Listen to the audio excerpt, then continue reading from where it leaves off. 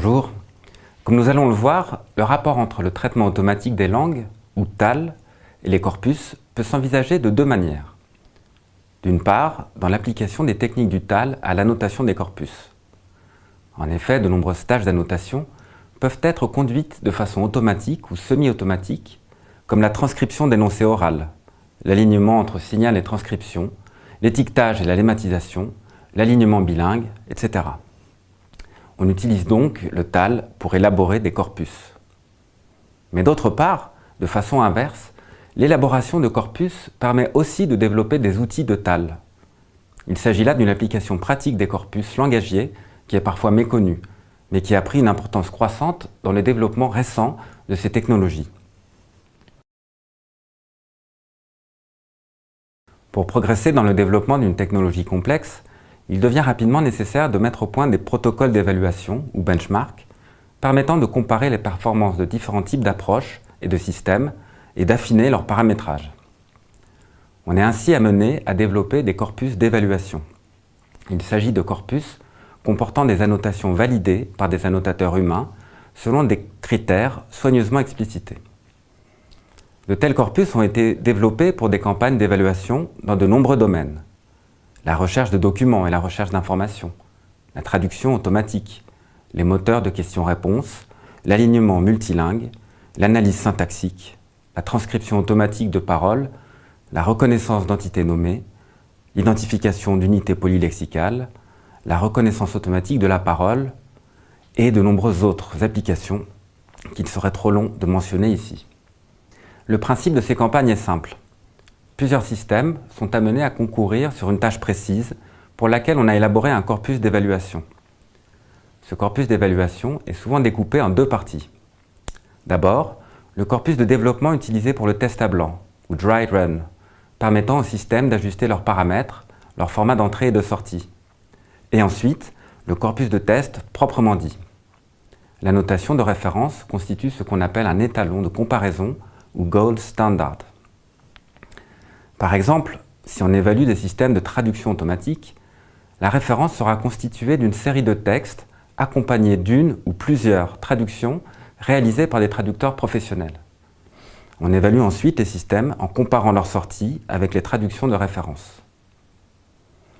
La comparaison entre les sorties des systèmes et l'étalon est en général effectuée numériquement, grâce à des métriques qui indiquent par exemple le pourcentage d'erreur ou le degré de similitude entre la référence et les résultats.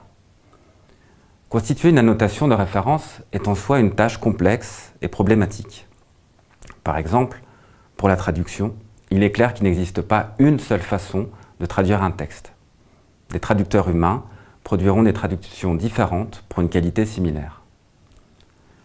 Pour une tâche plus élémentaire telle que l'étiquetage, c'est-à-dire l'attribution d'étiquettes grammaticales codées telles que nom, age, vers, se pose le problème du jeu d'étiquettes. Comment comparer des systèmes qui s'appuient sur des jeux d'étiquettes différents?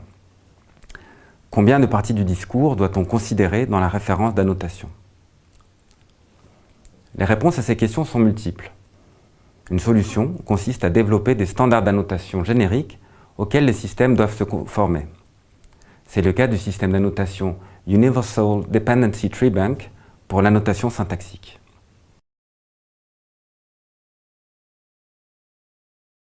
Ces dernières années, les outils de TAL ont réalisé des progrès considérables grâce aux techniques d'apprentissage automatique ou machine learning.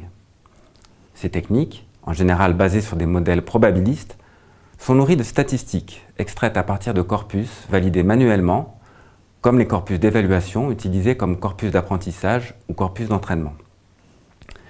Ces corpus sont utilisés par des algorithmes pour acquérir les jeux de probabilité qui leur permettront d'effectuer diverses tâches, telles que la reconnaissance de la parole, la traduction automatique, la classification de documents, etc. Ces corpus d'entraînement sont en général plus vastes que les corpus d'évaluation, car il faut des données nombreuses et variées pour assurer une couverture suffisante. Tout dépend bien sûr de la complexité de l'opération. Par exemple, pour entraîner un étiqueteur tel que TreeTagger, certaines expériences montrent que 10 000 mots peuvent suffire. Pour l'analyse syntaxique en dépendance, 10 000 ne peuvent suffire.